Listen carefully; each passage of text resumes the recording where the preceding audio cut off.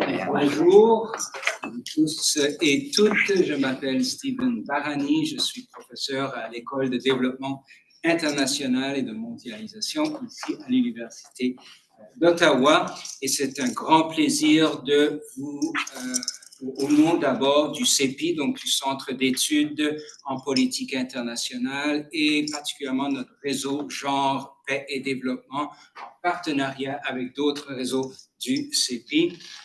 Nous sommes ravis de vous accueillir à un panel ou intitulé « Relire l'État par en bas dans des contextes de conflit et de fragilité », cas du Burkina Faso, Haïti et du Liban. So welcome everyone to the panel on rereading the state from below in context of conflict and fragility, Burkina Faso, Haiti, and Lebanon.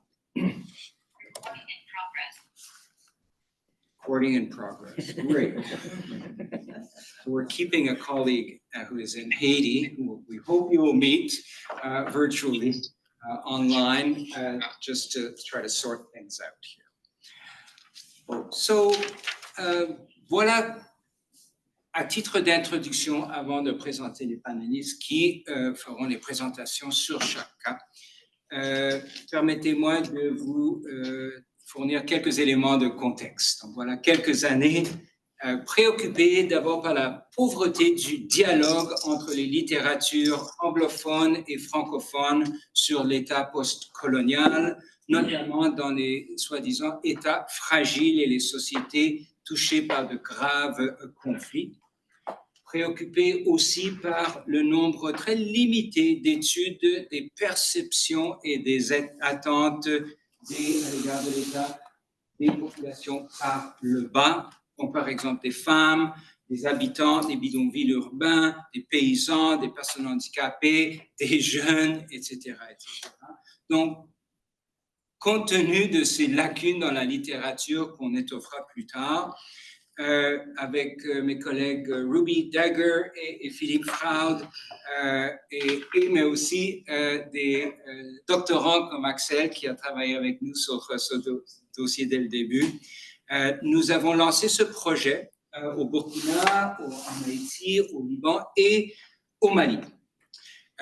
D'abord pour recenser les littératures moins visibles produites dans ces pays par des scientifiques et d'autres dans ces pays-là, et ensuite pour entamer des recherches primaires auprès de certaines populations par le bas. À cause d'événements hors de notre contrôle, nous avons dû mettre le cas du Mali de côté pour le moment, mais aujourd'hui, les collègues présenteront les résultats préliminaires de leur recherche dans les 3 autres pays du Sud indiqués. Ensuite, notre collègue Sadio Soukouna de l'UQAM, qui était aussi dans l'équipe du Mali au début et qui est malienne d'origine et que je présenterai bien mieux plus tard, lancera la discussion comparative de ces cas pour commencer à en dégager des pistes de compréhension transversale.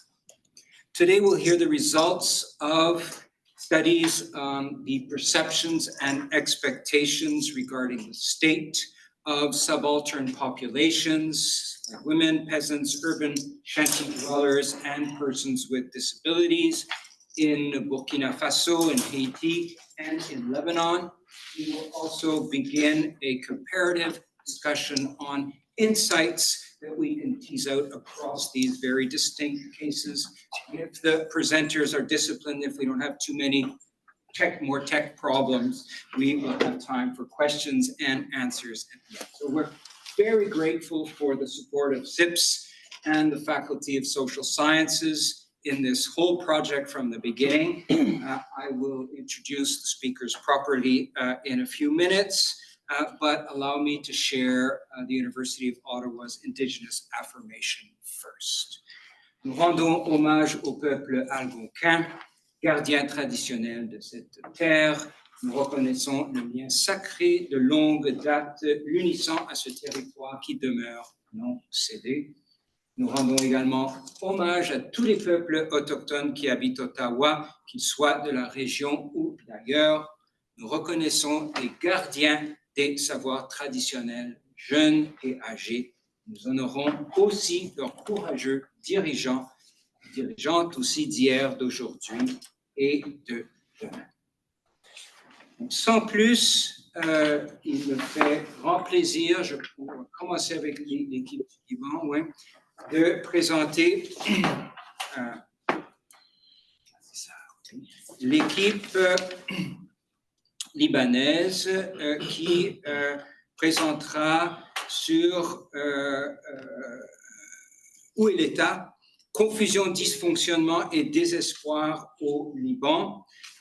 Les collègues, la présentation sera menée par les professeurs Ruby Dagger, qui est professeur à la même école de développement international ici à l'Université d'Ottawa. Et d'ailleurs, c'est sa recherche doctorale et le livre qui est apparu quelques années plus tard, qui ont largement inspiré ce projet est en fait une extension de la problématique que Ruby avait entamée voilà quelques années. Elle sera rejointe par professeur Christy Maddy, qui est professeur à l'Université américaine de Beyrouth, au Liban, en études des médias. Elles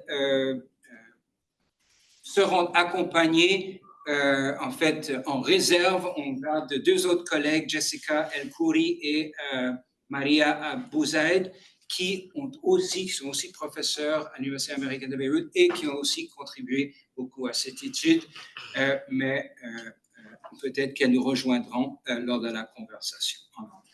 Donc, without further ado, for Mike or yours. Thank you.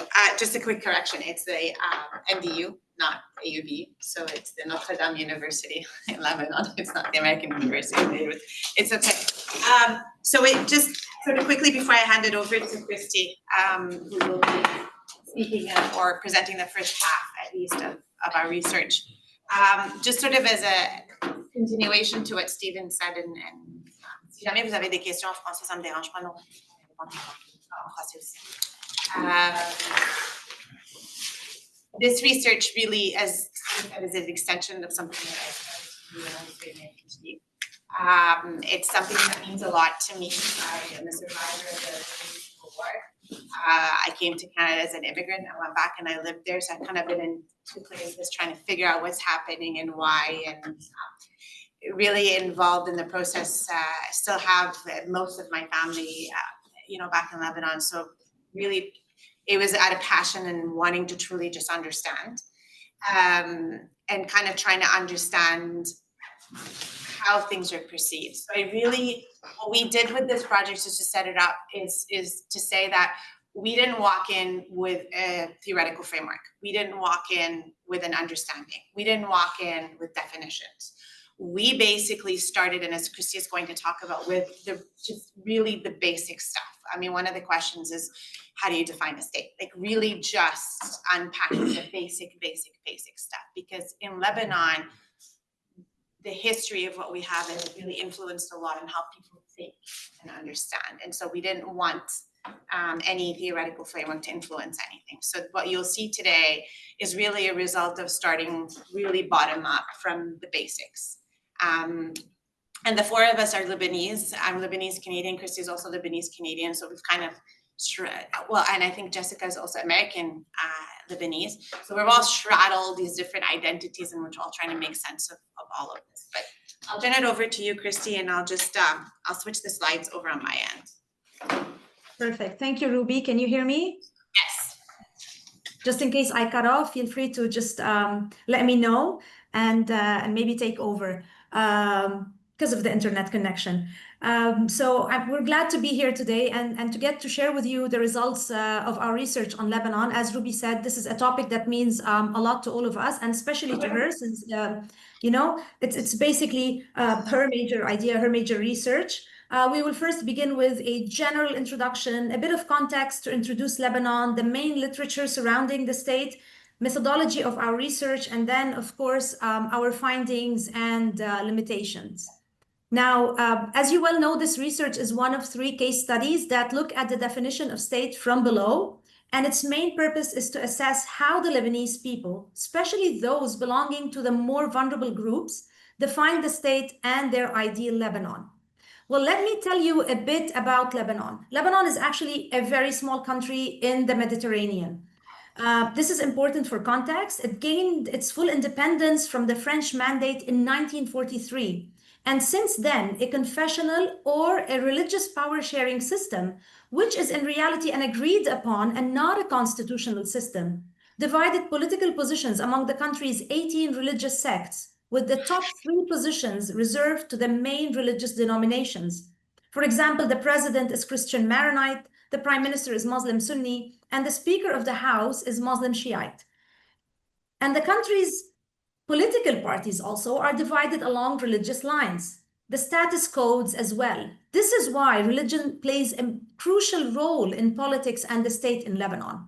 This very delicate sectarian balance was disrupted between the late 1940s and 1970s with the influx of Palestinian refugees and the Palestinian Liberation Organization, and this eventually gave way to a civil war which lasted from 1975 to 1990. The war ended with an agreement that changed the power-sharing system in Lebanon that had favored Christians to a 50-50 balance between Christians and Muslims, thereby enhancing the powers of the Sunni prime minister over those of the Christian president. The agreement also put a deadline for the withdrawal of the Syrian troops, which had occupied the country since 1967, a year after the civil war. Up until their withdrawal, of course, Syria had impacted Lebanon's governance, economy, and society, further dividing the people between those supporting Syria and what it represents and those who were against it. The country also suffered from another thing, which is the long-lasting conflict with Israel, with war erupting between the two countries in 1978, 1982, 2006, and most recently, during our research, in 2023 and 2024. All of these interventions and wars further divided the Lebanese people. For example, Christians are often accused of siding with the West, while non-Christians side with regional countries affiliated with their religious and ideological perspectives. Lebanon's war history is therefore not just a history of national conflict, but actually a history of proxy wars fought on Lebanese soils. Besides the unsettling security situation, Lebanon is still going through the worst financial crisis in its history. The crisis, which started in 2019, severely impacted the people's livelihoods. And to make matters worse, in 2020, the capital, Beirut, suffered from one of the largest non-nuclear explosions, killing over 200 people and injuring over 6,000. So this is just to show you that the recent history is one that is filled with war, with religious, ideological, and political divisions, and I would say lots of hardships. The literature review attests to the consequences of that history, especially when it comes to the state. The literature shows that the state is weak and actually, has failed because of its inability to undertake reforms, strengthen the army, control rogue elements and militias, and the absence of the state in certain parts of the country. And actually, it's controlled by leaders. These leaders limit the actions of the state by force or through political maneuvering to protect their spaces of influence. They actually use the state and its resources to provide resources to their own populations and supporters. So there's competition between these states and leaders. And leaders take actions to block the state and its army from moving into several geographic areas or expanding some of its services. The state then turns into a venue for competition and control of the other. You see that the leaders take action to actively promote the fear of the other who is from a different denomination or a different area, and people naturally revert to the leaders to protect them from that other. Meanwhile, the population, the Lebanese people, have a desire to have a state that is present and that actively acts on their behalf and for their own welfare. Now, this literature is very rich. However, it does not assess what the people's definition of the state is. And it actually presumes that the Lebanese want the continuation of what is thought to be a Western democratic state and its strengthening. And that's why our research is very pertinent. For the research sample, we made sure that we included people from different backgrounds, different disciplines, such as experts in law, politics, gender, journalism, business, development, as well as frontline frontliners working with marginalized communities, covering different areas of intervention, from gender to special needs, diversity, and inclusion. And the research was done between November 2024 and March 2025. We conducted a total of 5 focus groups and 5 interviews with 33 participants, 17 of whom were females and 16 males.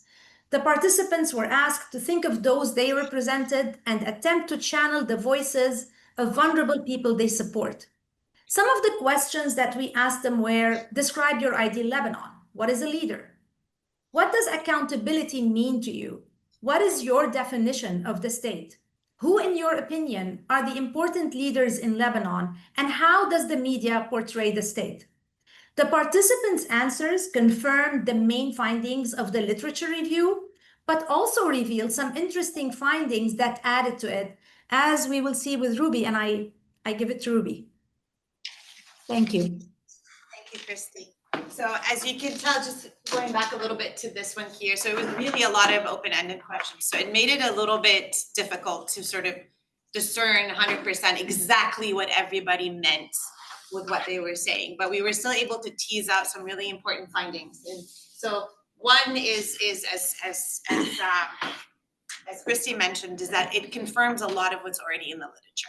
So we know, from what we understand, that the Lebanese depend on sectarian leaders rather than the actual state itself. And many actually talked about that importance. And that was a point of contention in the discussions, because some were saying this has to be eliminated. Others were saying, well, there isn't something else in the meantime, we still need it. And so it was really, it was an interesting conversation around this point. The weakness of the state negatively impacts its legitimacy and the people's trust in it. And that's sort of legitimacy large, not about elections necessarily, but about whether the state is present in people's lives or not. So more leaning towards the performance legitimacy. The state is an empty shell, it's dysfunctional, and it's vulnerable to abuse by other actors, especially the leaders that are there, who are also vulnerable to abuse and control by external players. And they also play the external players. There's a sectarian approach within the state, as we discussed, and especially when it comes to appointments within the state itself. And so sectarianism is really an important means of protection against the other, but also an important means of how society is divided and how the functioning of the state is divided. The state system really was not built for the Lebanese people, the Lebanese population, but more for the leaders themselves and what they can do. So they're more of sort of actors between the state and the population itself. There is a lack of a cohesive national identity, and that came out clearly in the conversations.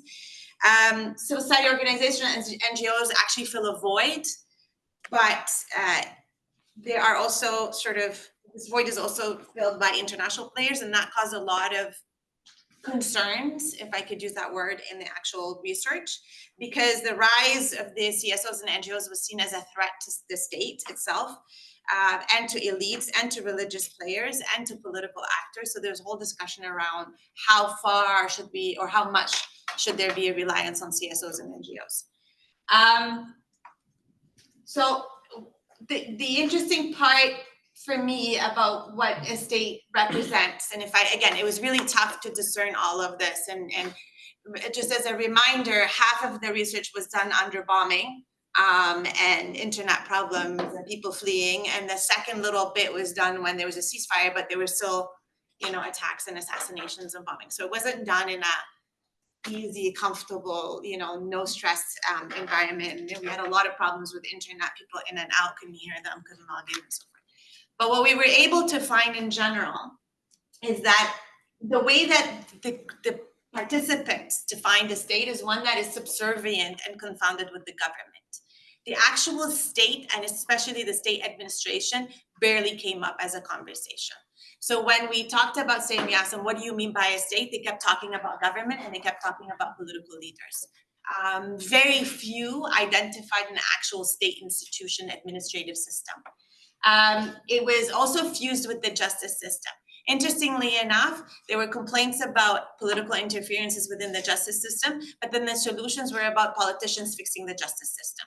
So it was sort of still within that realm of how do you do it, how do you fix it? Well, it's still the politicians that get to decide, and not just the independence, full blown, of the justice system. An entity that works for the people. There was a lot of discussion about where's the state is not there, it has to be there. To the point where we even in one of the focus groups, there was a whole discussion about whether this is a communist approach or it's not a communist approach.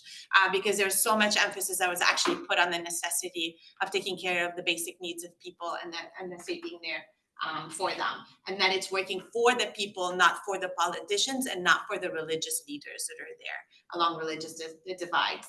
An entity that provides protection. This is something that's always been coming up, but especially during the war, and the fact that it was perceived that Hezbollah decided to do whatever it wanted to do, however it wanted to do it, and bringing the entire country into this war.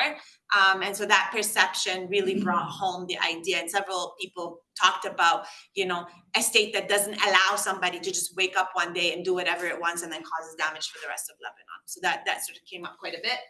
An entity that's self-reliant and self-governing, not open to influences from the outside, and the outside was defined at large, but depending on the person's positionality. So if their ideology is more leaning to the Arab world, interference was more the Western world. If the ideology was leaning more towards the Western world, then the interference was more Iran and the Arab world. So again, depending on who was there, some were called it all interference, but in general, it was kind of divided along these lines. An entity that is not reliant on the CSOs and the NGOs for services or for basically to undertake its own responsibilities. So that was, again, a point of contention, even by the CSOs themselves and the NGOs themselves. So for us, what's really interesting when it comes to democracy is that only 3 out of the 33 participants actually use the word a democratic state when we're asking define a state or what would you like in your political system. Many use terms associated with it, like transparency, accountability, but it wasn't really within the realm of a democratic system per se. There was a whole discussion around whether the state should be secular or not. There was no clear agreement on this whatsoever. It was pretty much half-half, and again, a mix of religious identities. Yes. I'm going to give you 2 minutes. Thank you. The importance of the state was really high, but how do you build it? How do you find that? What do you do with it? And that's where there was a bit of a discussion and some disagreement. The electoral processes and the reasoning for people voting definitely is not the way that people vote in Canada. It was very different. It was allegiance. It was towards protecting you from the other. It was about aligning yourself with traditional leaders, with what your family wants. And so the idea of how do you actually elect people, not based on what they do for you or will do for you in general, for the Lebanese in general, but more associated with other aspects. The answers were not all homogeneous. Like I said, there were a lot of differences. They were very much along ideological lines as well, if you kind of looked at the overall answers. And then it's also sort of personal or group related to long-term situations, right? Like depending again on what it means and for whom. And their association and training. So if you were a political scientist, you had more clear definitions, for example. If you were a lawyer, you had more clear definitions. Quickly, we also did an analysis of the themes that came up just to kind of understand what was happening. Again, lack of accountability, strength of sectarianism, failure of the government, diverse identities and limited national unity, the importance of CSOs, NGOs and media as a double-edged sword, meaning it helps, but it also hurts. And so those came up quite as well. So then the question was, okay, is this a Weberian state? And that's what we wanted to look at. Like, what do you mean by the state? Where are you going with this? We saw some aspects of it that are aligned with a Weberian state. Monopoly over violence, works for everybody, authority over territory, independent, makes decisions independently. But then the rest of it is not a Weberian state. This is where we have a full quasi-complete separation between the governments and the state institutions, no. Between the government and justice system, no. The public administration's technical responsibility for taking care of the people, no. So it was really a mixed bag. So some aspects of the Weberian state, others. So really it's to think about it, I think, in ways that are just not Weberian in a sense, where we actually try to kind of reassess what they think instead of try to apply it to what we believe the state should be here, I think is the best approach. Maybe in the long term it would be, but then it's not necessarily the case. Again, a lot of limitations for this research, but I think it's really important for us to sort of think in a different perspective than to think through Western lenses of what the state is. And that's it. Thank you. Merci beaucoup, Ruby. Merci, Christy. Merci aux autres collègues libanaises qui sont les nôtres, mais à Beyrouth. Donc, sans plus, je vais passer la parole aux collègues qui présenteront le cas du Burkina Faso. Pardon, non, sans plus. Je devrais quand même les présenter. J'ai promis de les présenter. Donc, voilà. C'est ce qui se passe quand on change l'ordre. En tout cas, les collègues Zacharias Soré et Philippe Frag présenteront sur la vigilance, la citoyenneté et les changements géopolitiques. Donc, la CNAVC au Burkina Faso. Vous apprendrez ce que c'est la CNAVC dans une minute. Professeur Soré est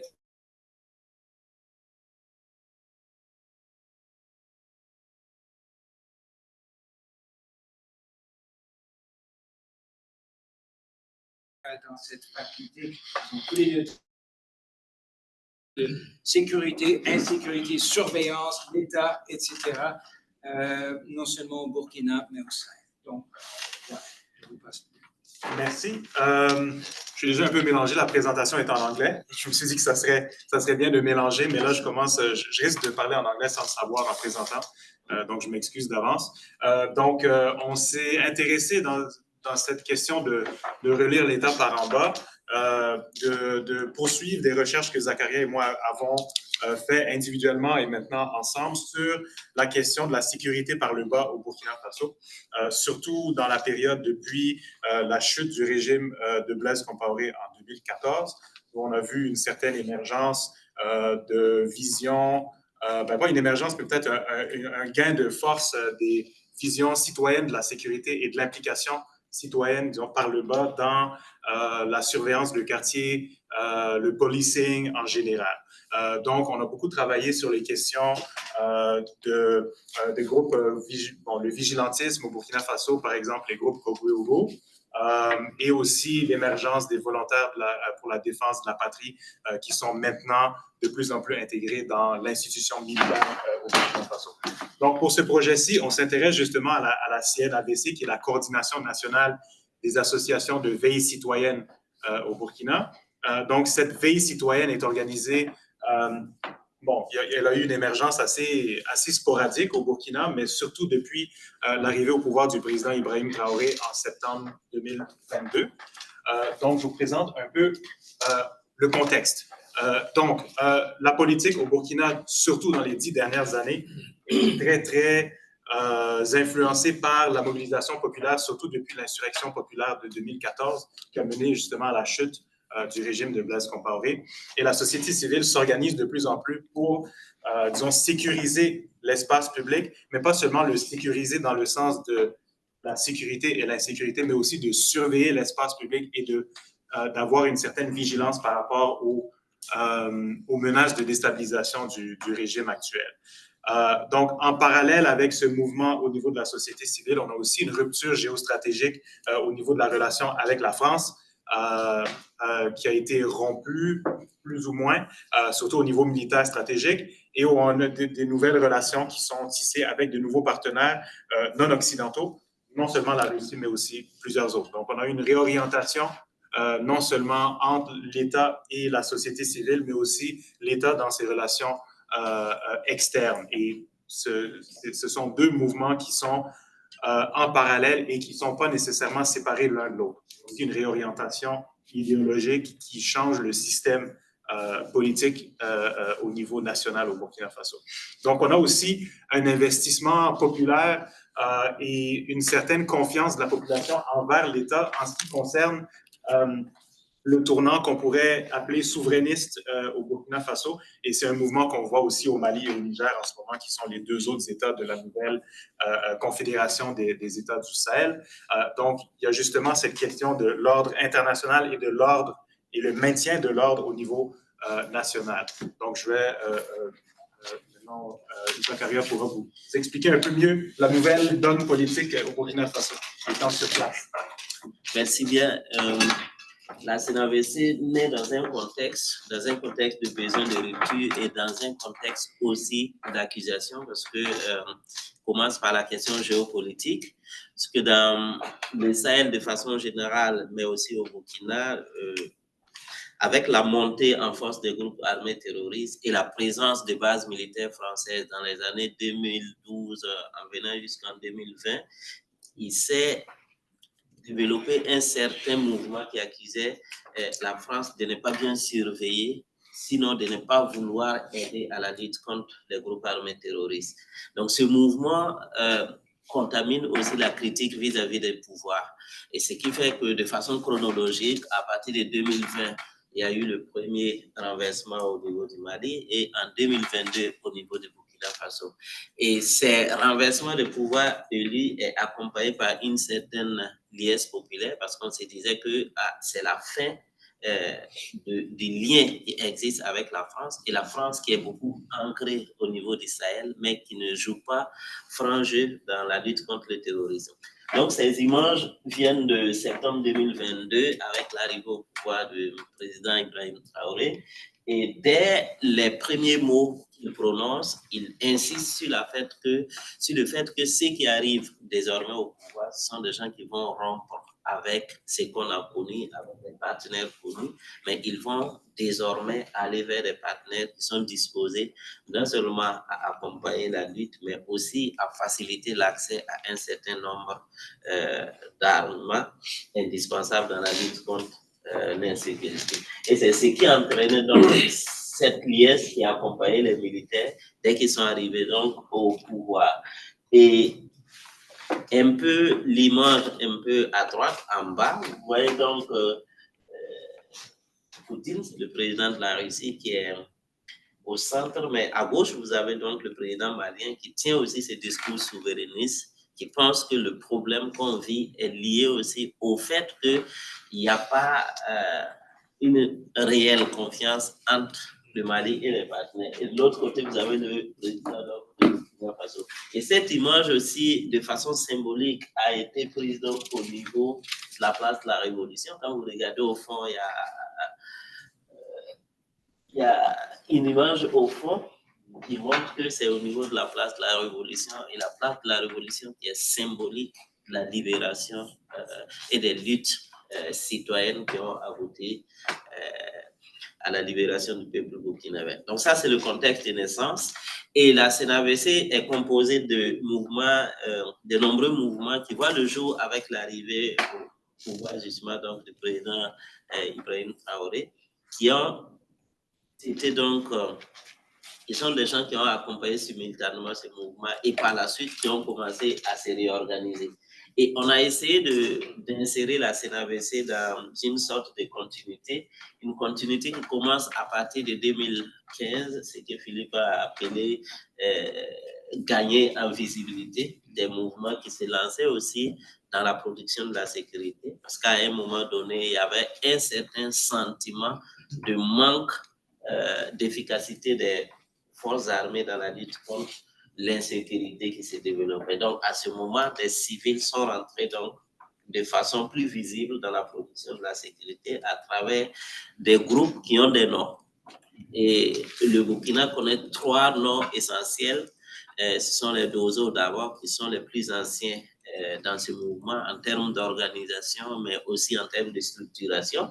Ils sont suivis par les Poulero qui prennent vraiment de la visibilité à partir de 2015-2016 en montant, mais qui constitue aussi un mouvement ancien dans la sphère de la sécurité au Burkina. Et le 3e mouvement, ce sont les Rouga, qui naissent aussi dans cette même philosophie, protéger donc un certain nombre d'acteurs, un certain nombre de professionnels, mais qui se sentent spoliés à la fois par les grands bandits, mais aussi souvent par les forces de sécurité. Donc, ce sont des mouvements qui essaient donc de se protéger.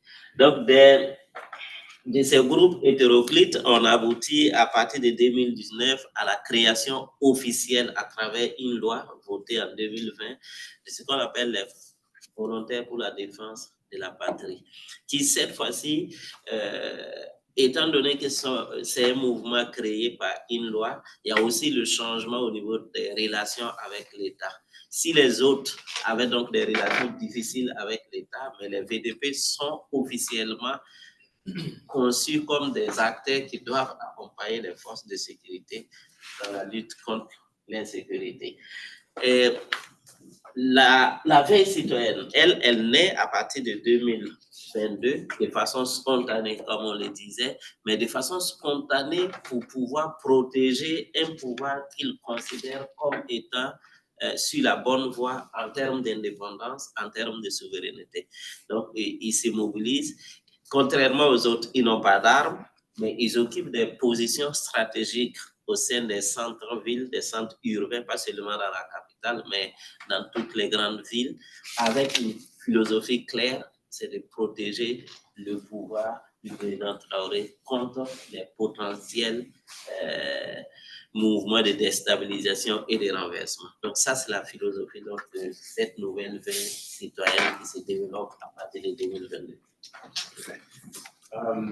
Donc, on est toujours dans l'analyse de nos données, mais ce qu'on trouve comme fil analytique dès le début, c'est qu'on a une vision de la citoyenneté et une nouvelle vision de la citoyenneté beaucoup plus patriote qui émerge. Donc, on le voit déjà dans l'image ici, il y a beaucoup plus de manifestations, de présence politique des groupes comme la Veille citoyenne.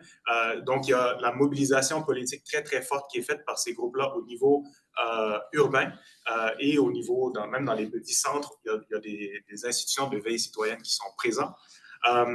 Et il y a une volonté d'avoir une certaine vision de la citoyenneté comme étant vigilante. Et là, on voit déjà l'idée du citoyen qui veille non seulement sur le président et son pouvoir, mais aussi qui empêche justement les tentatives de déstabilisation. Et ça, on le voit déjà dès l'après 30 septembre 2022, donc l'arrivée au pouvoir du président Traoré. On a des rumeurs par rapport à un soutien français militaire qui aurait été à l'appui du président déchu Damiba. Et là, on voit déjà des manifestations et la volonté de bloquer l'espace public de la part de citoyens dans toutes les parties de la capitale Ouagadougou. Donc, on a une certaine vision de veiller non seulement sur le pouvoir, mais aussi d'avoir une vigilance dans le contexte urbain, avec aussi tous les avantages qui seraient associés à cette vigilance-là, par exemple. Donc, dans nos entretiens, on a entendu beaucoup de gens qui nous parlaient de, bon, non seulement on protège le pouvoir, mais on arrive aussi à trouver, par exemple, des voleurs, on arrive à récupérer des véhicules volés. Donc, il y a une vigilance urbaine qui s'apparente beaucoup à une forme de police. Donc, au niveau un peu plus théorique, on s'intéresse à la question du style de Neighborhood Watch, par exemple. Donc, un peu les styles d'organisation de vigilance de quartier où on a une certaine concordance entre les intérêts de l'État et les intérêts de la veille citoyenne et de ses membres, en fait. Donc, tout le monde va dans un même sens idéologique et il y a une certaine vision de la veille citoyenne comme étant un supplétif au niveau de la société civile, de l'État et de ses intérêts.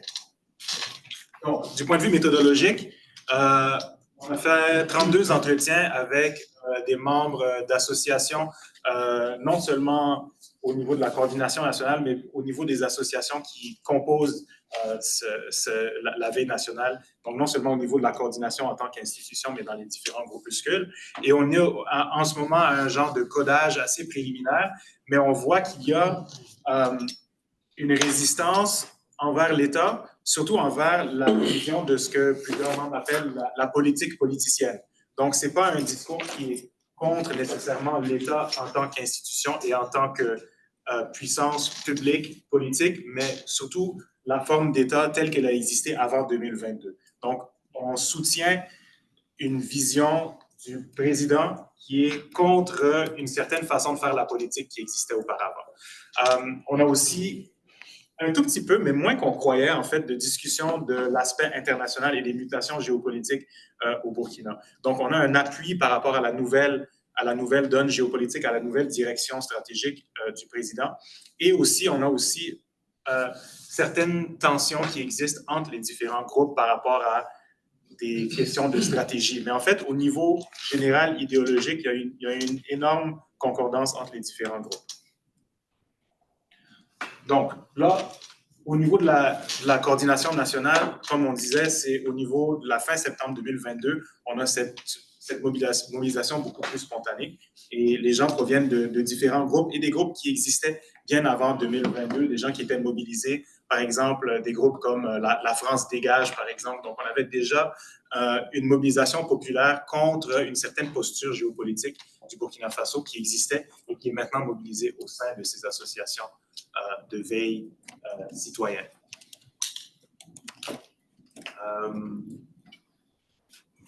Je vais faire celui ensuite, je te passe celui pour les. Il reste 1 minute. Ah, OK. On va faire vite. Donc, ce qu'on a remarqué dans nos entretiens, c'est que quand on demandait qu'est-ce que ça veut dire la mobilisation pour vous, les gens parlaient beaucoup de mobilisation au niveau des activités publiques et visibles, que ce soit, par exemple, des activités de nettoyage pour assurer la salubrité urbaine, etc., mais aussi beaucoup de mobilisation qui se fait à travers les réseaux sociaux et surtout dans les grands groupes WhatsApp qui permettent de faire sortir les gens pour les manifestations, pour démontrer un appui public au pouvoir.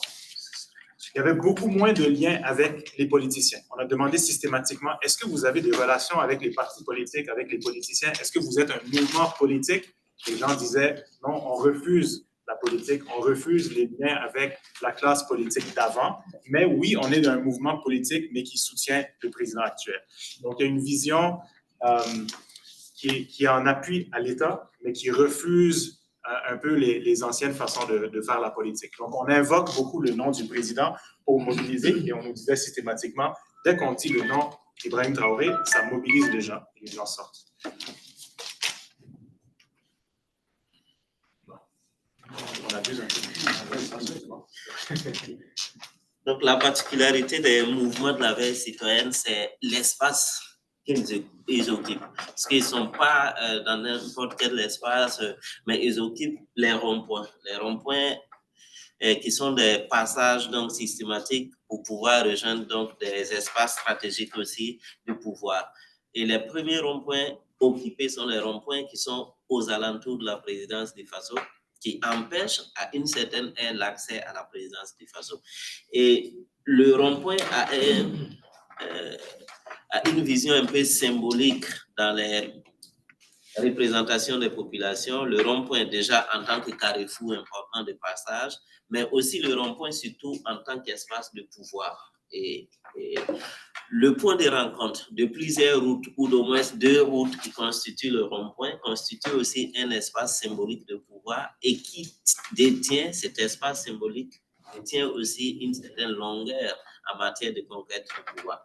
Donc, la veille citoyenne se positionne au niveau donc de ces ronds-points de façon visible pour empêcher donc le passage vers donc le point névralgique du pouvoir, mais aussi de façon symbolique de tenir le pouvoir à travers donc un aspect invisible.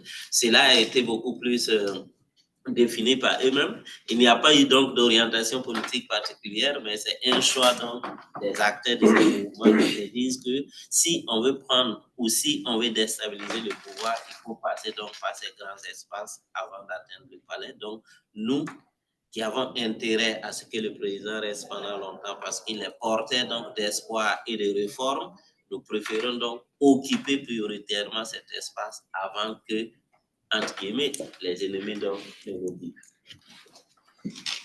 Donc, le mot de la fin. Cette coordination nationale s'appuie sur la critique préexistante du mode de gouvernance qui existait à l'époque du régime Compaoré de 1987 à 2014 et dans l'après-transition. Et ça construit d'une certaine façon sur une façon de faire la politique au Burkina Faso, mais aussi dans la zone sahélienne, où l'armée et le soutien à l'armée existent parce qu'on la conçoit comme étant un genre de pompier au niveau politique. Il y a un genre de routinisation du rôle militaire en politique, et là, il y a un genre d'appui et d'accompagnement de la société civile dans ce contexte. Donc, au niveau de de l'espace AES, Mali, Burkina Faso, Niger. La nouvelle donne géostratégique, on la voit comme étant anti-française et pro-russe, mais la question est beaucoup plus complexe que ça. Et en fait, il y a une nouvelle relation État-société qui est forgée certainement au niveau du Burkina Faso, qui nous donne une idée de ce qui pourrait arriver en fait dans les deux autres pays aussi par rapport à comment le régime actuel conserve sa place, conserve son pouvoir, mais aussi de l'appui très sincère du public pour la nouvelle donne politique. Donc, merci beaucoup. On a dépassé un tout petit peu, mais...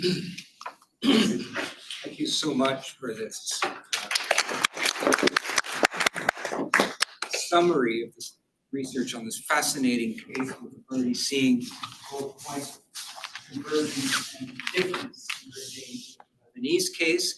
Now let's turn our attention to my colleagues, Fritz Dorvilliers and Rizal, who is online, will present on the quest for the state in Haiti between public disengagement and popular demobilization. They wear many hats. We have the pleasure of collaborating on several projects. But for now, let me just say that Fritz Dorvilliers is a professor of development science at the State University in Haiti, and that Yuline Cherizard is a professor of law at the Université de Notre-Dame in Gonaïves, in Haiti, where she is based. Sans plus, chers collègues, passe la parole. Merci Stéphane, bonjour à tous et à toutes. C'est un plaisir d'être avec vous ce matin pour vous présenter les résultats de notre recherche. Comme Steven l'a dit, notre recherche porte sur une relecture de l'État par le bas. C'est une relecture qui se fait entre intervention publique, absence de l'État, mobilisation populaire. Simple rappel, on peut dire que c'est un État qui est né dans la douleur, c'est un État qui est né contre une puissance coloniale, une puissance esclavagiste, c'est un État qui est né après 12 ans de lutte d'indépendance, de 1791 à 1803. Donc, ce qui est paradoxal, après cette naissance de l'État haïtien, qui a chassé les colons, qui a chassé le régime esclavagiste et colonial, mais ce même État a emprunté, a pris les institutions, en quelque sorte, de ce même régime-là, ce que Bertrand Mabi appelle l'État importé. On chasse les colons, mais on garde les institutions, notamment les institutions républicaines au sens par après de Max Weber. Donc, c'est un État qui est forgé sur un ensemble d'institutions formelles, un ensemble de règles formelles, républicaines. Et ce qu'on a constaté aussi, c'est que cet État-là, après avoir adopté ces institutions-là, allait de crise en crise. Donc, c'est un État qui s'est fragilisé dans le temps.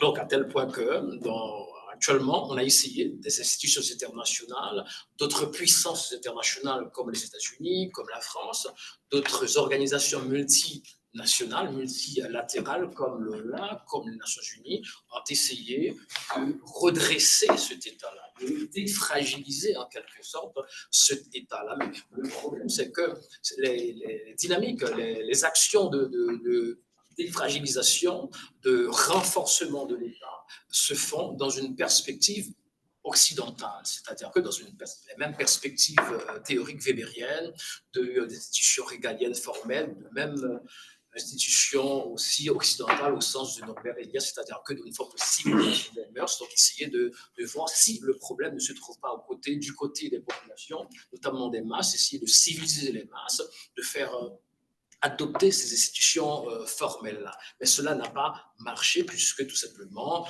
on a essayé de procéder à ce redressement-là par l'euro, par des politiques publiques, alors que les agents de l'État qui mettent en place ces politiques publiques-là, ce sont des agents de l'État qui sont jugés comme étant des agents corrompus. Donc, c'est le contexte. Donc, on a essayé de voir maintenant comment est-ce que la population perçoit cet État-là, les populations de point de vue intersectionnel, c'est-à-dire que les populations par le bas de la société civile, comme les masses paysannes, comme les organisations de femmes, comme les organisations de personnes handicapées, comment est-ce que ces acteurs-là, en dehors de l'État, non pas contre l'État, mais en dehors de l'État, comment ces acteurs voient cet État-là.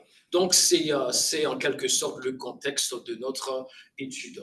Donc, on a dit que les interventions internationales dans les États, pour résumer, fragiles, les sociétés en conflit continuent de reposer dans une large mesure sur une représentation de l'État fondée sur le modèle occidental.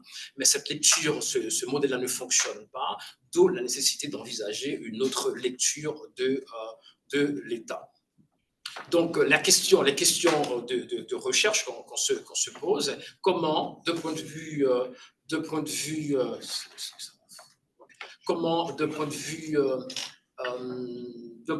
intersectionnel, les questions de recherche, les populations par le bas perçoivent-elles l'État haïtien, son rôle actuel et potentiel? Comment jugent-elles l'action de l'État central et des institutions locales, par exemple au niveau de la justice, au niveau de la sécurité, au niveau de la gouvernance et aussi au niveau de la gestion des inégalités sociales en Haïti qui sont énormes? Comment aussi, quelles conséquences ces perceptions ont-elles sur les politiques publiques que révèle le plan haïtien sur l'hybridité de l'État dans les États fragiles, les sociétés en conflit, entre capture par les élites et transformation par le bas? Ce sont les questions que nous nous posons dans le cadre de cette recherche-là. Donc, par rapport aux méthodes, les méthodes utilisées, nous avons utilisé deux principales méthodes documentaires, une méthode empirique. En ce qui concerne la méthode documentaire, c'est qu'on a procédé à une révision de la littérature haïtienne sur l'État, notamment depuis le point de vue des populations marginalisées.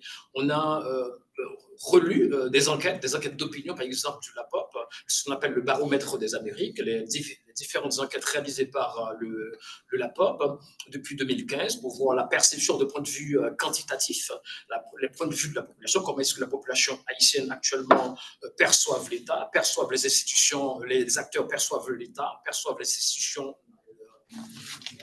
Et aussi, on a vu les rapports, le rapport une action publique qui a été mise en œuvre par le gouvernement haïtien en 2018, 2017 et 2019, c'est ce qu'on appelle les états généraux sectoriels de la nation, une consultation publique de la population sur ces différents problèmes. Donc, consultation basée sur à peu près qui concernait 3000 personnes, donc 5 forums nationaux. Aussi, on a relu des documents de Paris, d'organisations paysannes, par exemple, un grand mouvement paysan, le mouvement de tel collectif paysan haïtien, qui est un mouvement tout à fait important dans le pays, qui revendique, qui fait valoir les revendications des masses paysannes et qui aussi revendique des actions de la part de l'État. Donc aussi des documents d'organisations féministes, mais aussi ce qu'on appelle l'accord de Montana de 2021, l'accord du Conseil présidentiel de transition de 2024, pour voir aussi quels sont les éléments qui figurent dans ces accords-là et qui donnent une nouvelle perception de l'État et qui aussi charrient des revendications bien spécifiques. Et aussi un dernier document, c'est la déclaration du Congrès patriotique pour sauver la nation haïtienne, un document réalisé par une activité citoyenne réalisée par l'Université Quisqueya et qui a concerné 11 universités dans le pays. Voilà pour la méthode documentaire. La méthode empirique, on a procédé à une enquête. C'est déjà fait, une enquête empirique, donc c'est au niveau localisé. On n'a pas eu les moyens de faire une enquête nationale, étant donné nos moyens financiers et logistiques. Donc, on a fait une enquête localisée au Gonaïve. On a réalisé 10 entretiens avec des acteurs clés de la reconstruction d'une institution républicaine, ce qui peut paraître paradoxal, parce que simplement comment les citoyens voient ces institutions-là. Parce qu'on a incendié des institutions d'État, les tribunaux dans la ville. Est-ce que les citoyens regardent? Est-ce que les citoyens sont contents? Ou bien est-ce que les citoyens vont participer à la reconstruction des locaux de ces institutions publiques-là?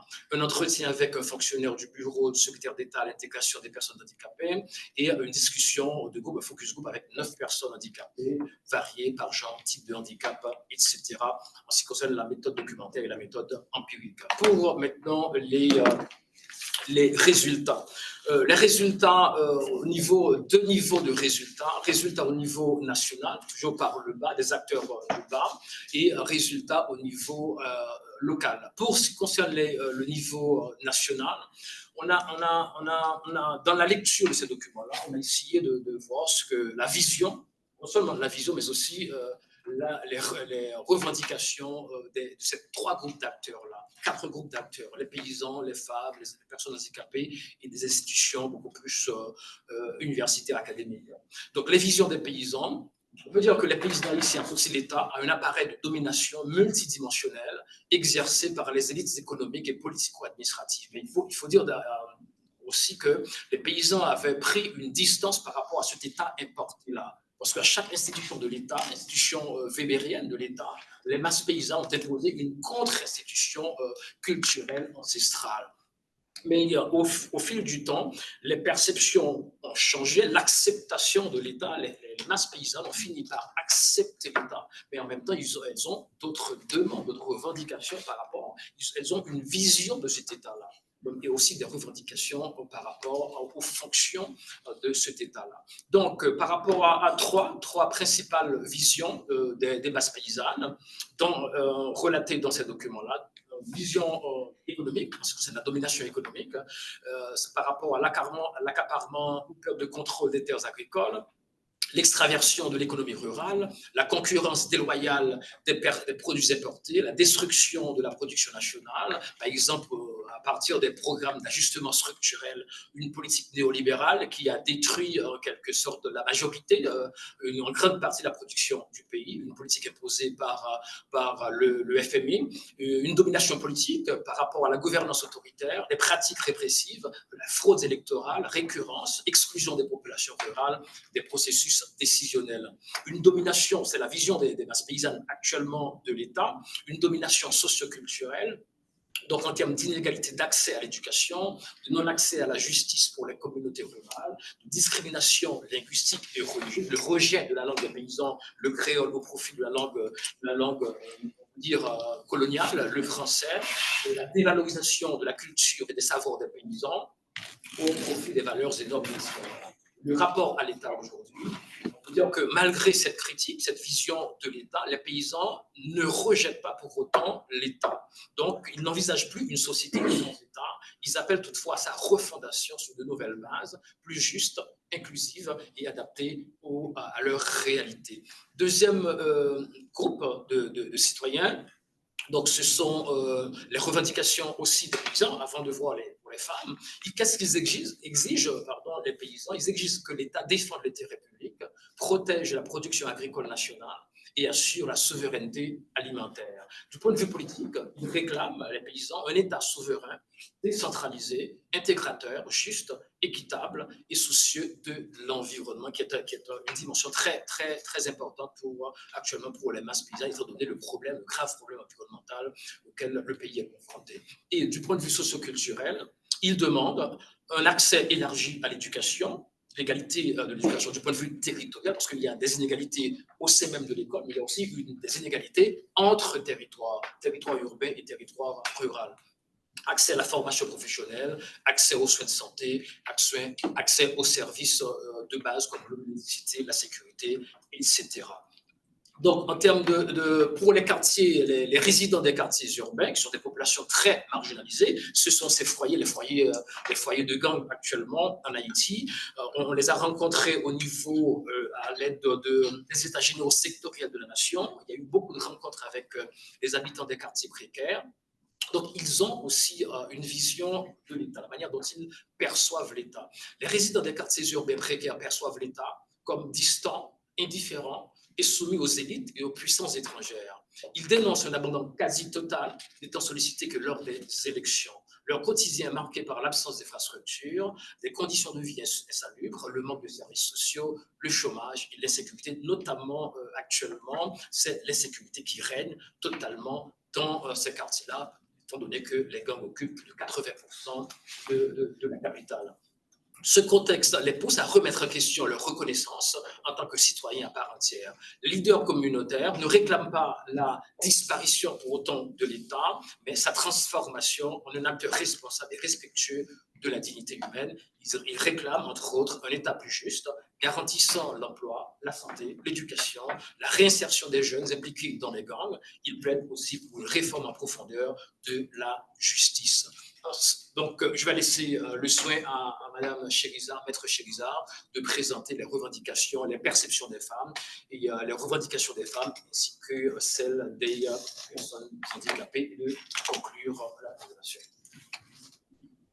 Ludivine, Bonjour à toutes et tous. allez-y. Oui, bonjour à toutes et tous. Donc, c'est un plaisir d'être avec vous ce matin pour faire suite au propos de mon collègue Fritz. Et donc, je continue avec les résultats. Et cette fois, ce sera la perception des femmes et leurs revendications dans cette lecture de l'État par le bas. Donc, les femmes, c'est un groupe historiquement dominé en Haïti et qui voit l'État comme un État patriarcal et irresponsable. Il y a des réformes qui ont été entreprises depuis 86 notamment, mais l'égalité de genre demeure limitée dans les faits, même quand les textes sont là. Les femmes sont majoritairement issues de milieux populaires et elles estiment qu'elles sont doublement marginalisées. Premièrement, en tant que femmes et deuxièmement, en tant que classe sociale, comme je le dis tantôt, défavorisée. Mais elles pensent que l'État reste excessivement dépendant des bailleurs et acteurs étrangers et c'est peut-être leur lecture du manque de services qu'elles ont au niveau des services publics.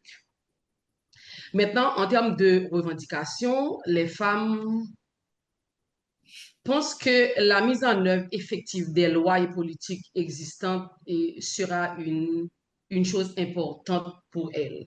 Et en particulier, elles pensent que l'égalité des genres, notamment au niveau de l'accès à la santé, au niveau de l'accès à l'éducation, à la justice et à la sécurité, surtout face à cette violence qui existe aujourd'hui en Haïti, les femmes font face à beaucoup de violences d'ordre sexiste et sexuelle surtout.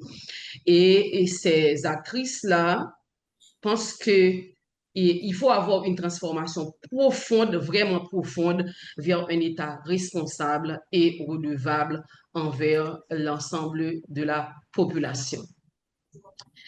Et maintenant, pour les groupes que Fritz vient de citer tout à l'heure, on a regardé ensemble les visions et les demandes de ces groupes, des groupes qui émanent notamment de consultations nationales récentes comme Montana, CPT, les États généraux, donc le Congrès patriotique.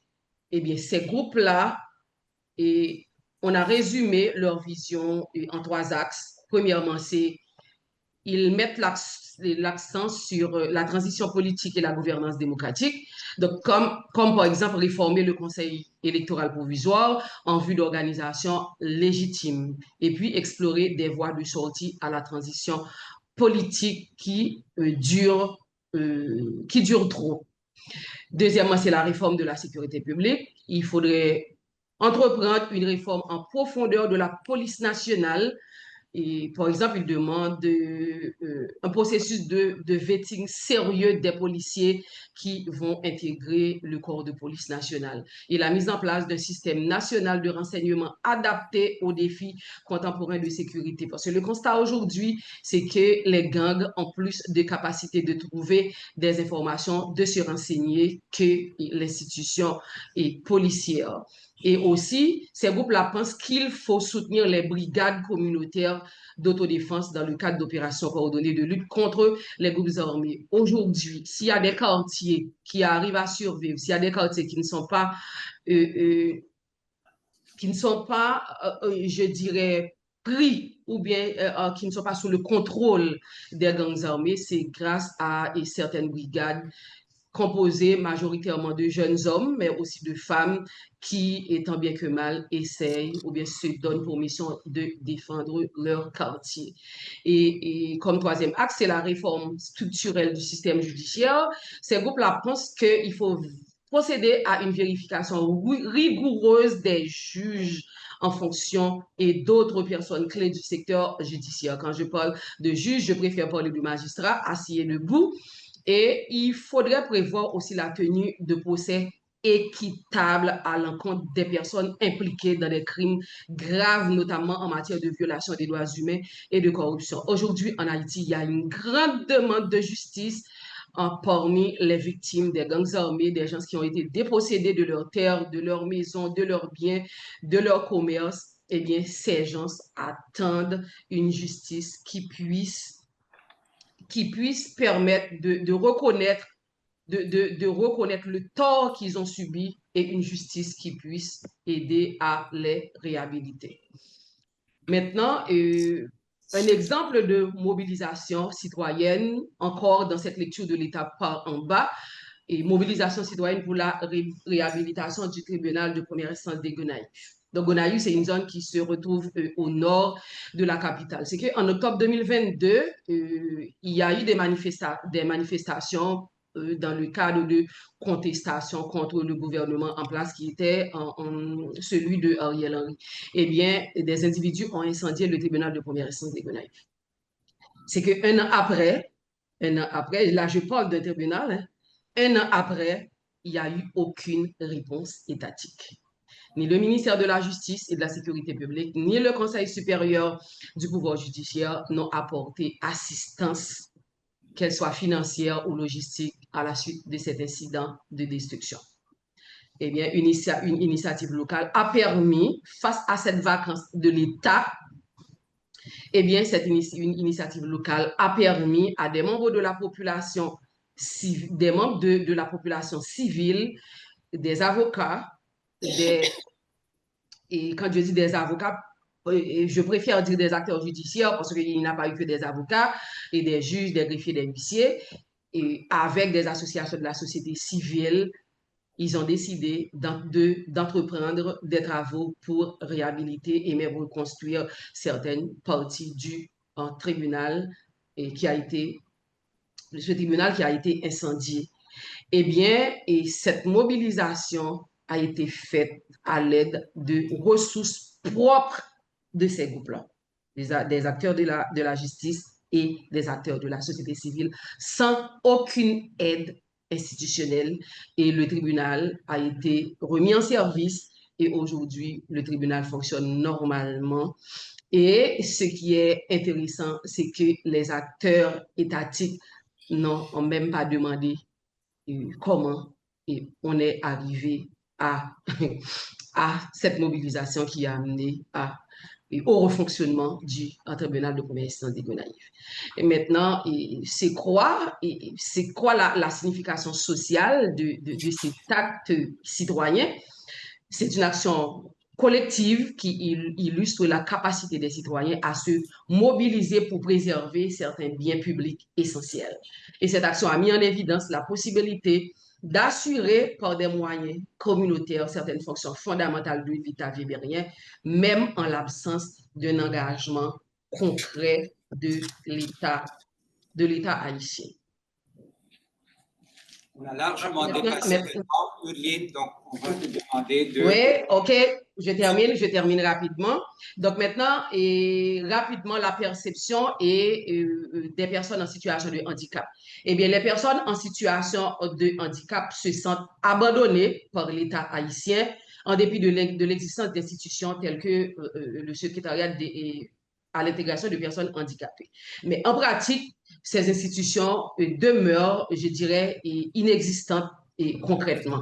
Mais les personnes en situation de handicap ne se limitent pas à dénoncer leur exclusion. Elles formulent de manière constante une exigence de redevabilité de l'État par l'application des lois et la mise en place de services équitables à leur égard.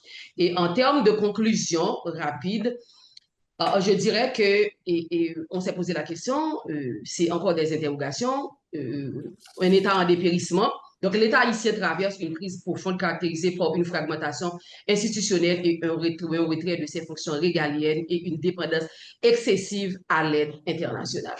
Donc, on a comme conclusion, on a pu aussi remarquer l'émergence d'initiatives citoyennes comme et celle de la reconstruction du tribunal. Donc, ce sont des actions citoyennes qui ne cherchent pas à pallier, qui ne cherchent pas à remplacer l'État dans ses politiques publiques, mais ce sont des actions où vraiment les citoyens se mettent au service de leur pays, mais ce sont reste-t-il que ce sont des actions qui se font en marge des institutions et qui révèlent des formes d'auto-organisation par le bas. Et pour finir, vraiment, et on a pu remarquer une coproduction politique hybride. C'est que l'absence de l'État ouvre des espaces à de nouvelles formes d'action publique émanant des marges portées par les citoyens. Toutefois, la revendication centrale de ces actes reste inchangée. Donc, il pense qu'il faut une réformation d'un État. Les citoyens pensent qu'il faut avoir une réformation d'un État capable d'assumer ses responsabilités légales et institutionnelles conformément aux principes du modèle wébérien de l'État de droit. Je vous remercie. Merci beaucoup, Ludivine et Fritz. Sans plus, je vais présenter notre dernière panéliste. It's a great pleasure to introduce you to Sadio Sukuna, who will start us off on the comparison of these cases. Sadio is a professor at the School of in the Department of Political Science, at the Université de Québec à Montréal, where she works on the social construction of public policies in Mali by national and transnational actors, especially on immigration and forced displacement issues, but not just. So, Sadio, the floor. Bonjour à toutes et à tous. Vous avez bien compris que je n'ai pas une tâche aisée aujourd'hui. Avec tous ces travaux assez riches, mais vraiment riches parce que moi j'en ai pris plein les yeux en vous lisant, mais vraiment merci d'avoir partagé avec moi, nous, ces travaux. Vraiment, je pense que là, on ouvre une discussion là qui, j'espère, pourra continuer par la suite sur d'autres formes de contribution par des articles, parce qu'il y a un champ vraiment à investir là-dessus en matière de réflexion sur l'État, la forme d'État qu'on a dans ces contextes non occidentaux. Alors je parlais du fait qu'on a eu beaucoup tendance à être dans la critique du fait que ça soit sous-étudié, cette approche de l'État, qu'on soit occupé vraiment de nos champs disciplinaires, en relations internationales par exemple. Moi, j'ai une frustration assez énorme pour travailler là-dessus, avec toutes les catégories de petits États. L'Afrique, c'est souvent les petits États, ou d'États faillis, ou d'États défaillants, etc. Donc, les catégories n'en finissent pas, ce qui fait qu'on est vraiment sur une question qui a fait beaucoup l'objet de catégorisation. Vous l'avez tous rappelé, c'est aussi lié aussi avec cette approche wébérienne de l'État, avec son monopole. Donc, il n'y a pas que Weber, il y a Tilly, donc avec le monopole fiscal, le monopole de la violence, donc le monopole de la sécurité. Donc, on est vraiment dans une lecture de l'État qui fait que même nous, en présentant cette approche aux étudiants, moi j'ai des cours sur l'Afrique à long terme, et quand je parle de ce monopole ou de la vision weberienne, il y a forcément quelque chose qui ne marche pas, qui ne fonctionne pas. D'où mon enthousiasme aujourd'hui à vous lire, puis à commenter ces brillants travaux. Et merci encore pour l'invitation. Donc, sans plus tarder, Stéphane, est-ce que j'ai un minuteur, moi? Oui, mais 11 minutes qui restent. 11 minutes, ok. Donc, je m'y mets alors. Avant de rentrer dans le vif de la comparaison, pour vous donner une idée de comment je travaille aussi sur l'État, parce que ça me permet aussi de faire le lien avec tout ce qui a été présenté tout à l'heure. Donc, moi, je travaille sur une approche de l'État par le bas, notamment à travers la production de politiques migratoires. J'essaye de questionner comment est-ce qu'il y a la mise en place au Sahel, notamment d'une gouvernance locale des crises migratoires, mais il ne s'agit pas réellement de crise migratoire, mais d'une crise des politiques migratoires où les insuffisances des États sont compensées par l'intervention, la participation d'acteurs non étatiques. Et donc, je pars aussi, je m'appuie sur une hypothèse qui rejoint certaines hypothèses qui ont été soulignées tout à l'heure, avec l'idée que, dans mon cas spécifique, l'État ne cherche pas à manifester ou à exprimer un contrôle qui serait direct ou qui serait exclusif, mais il va avoir tendance à organiser, à tolérer ou souvent à instrumentaliser la délégation de certaines fonctions régaliennes dans le cadre de l'exercice du pouvoir. Et donc, pour le coup, on n'a pas réellement affaire à un État défaillant dans ce cas de figure, dans la mesure où il s'agit d'un État qui va être à la fois présent et absent. Donc, vous l'avez vu tout à l'heure, je pense qu'on tourne tous autour de cette posture d'État qui, à mon sens, est une posture stratégique de la part de l'État, dans la mesure où elle vient souvent conforter l'État dans sa position institutionnelle. Donc, on a l'existence, le maintien d'une arcane, d'un appareil étatique, mais lorsqu'on inverse la théorisation, lorsqu'on regarde ce qui se joue dans ce maintien de la figure étatique, on voit bien qu'il y a une approche par le bas qui a son importance dans cette lecture-là et qui permet de mieux comprendre finalement tout ça. Et donc, finalement, ces travaux, je le disais tout à l'heure, sont importants en matière de rupture épistémologique, mais aussi en matière de réflexion théorique sur le stateless, c'est-à-dire l'état de l'État, finalement. Et donc, vous nous permettez surtout, Ruby, à travers cette approche empirique, on est en plein là-dedans. Merci beaucoup pour ça. On arrive aussi, avec les travaux sur le Burkina, Philippe et Zakaria, mais aussi avec Haïti, à palper quelque chose. On sort finalement de cette vision un peu abstraite de oui, mais il y a autre chose, donc à la Bayard, où on est dans un besoin d'historicisation de l'État, mais en même temps, les institutions ont une importance. Et là, on en sort, en fait, parce qu'on est finalement dans des lectures non institutionnalistes de qu'est-ce que c'est que l'État. Et c'est ça qui doit être finalement félicité à travers vos travaux. On a également une réflexion collective aujourd'hui autour d'une question centrale. Que devient l'État lorsque celui-ci est appréhendé non plus depuis ses institutions, mais depuis ses marges, ses failles et ses prolongements citoyens? Et donc, ces trois contributions vont finalement, malgré les différenciations, les différences de contexte historique, sociaux, politiques, etc., on va parvenir à voir comment est-ce que vous contribuez chacun à déplacer le regard pour penser l'État, mais aussi on a une approche qui appréhende l'État non pas comme une entité fixe et homogène, mais comme un ensemble de pratiques, de perceptions et de négociations qui sont souvent portées par des acteurs sociaux qui vont l'interpeller, qui vont le suppléer, qui vont le contourner et parfois le défendre, comme on a pu le voir avec le cas du Burkina Faso.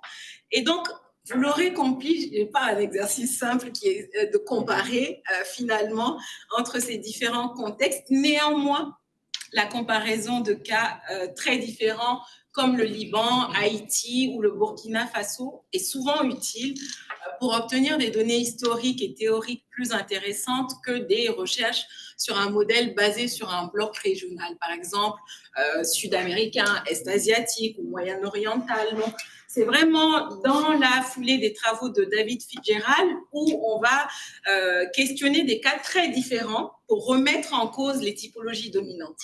Et aujourd'hui, c'est de ça qu'il s'agit. Et avec les différents cas, on voit bien que, au-delà de Weber, on se rend compte que donc la lecture weberienne, elle plaît souvent, elle attire du fait de ce monopole, de ce besoin, de ce désir de monopole. Mais en même temps, on se rend compte que face à l'absence de monopole, l'État ne disparaît pas. Il ne disparaît jamais complètement, mais même là où il semble avoir failli. Donc, on a, comme je le disais tout à l'heure, une référence, un horizon et parfois une promesse déçue de l'État, mais rarement l'État est vu comme une entité abandonnée.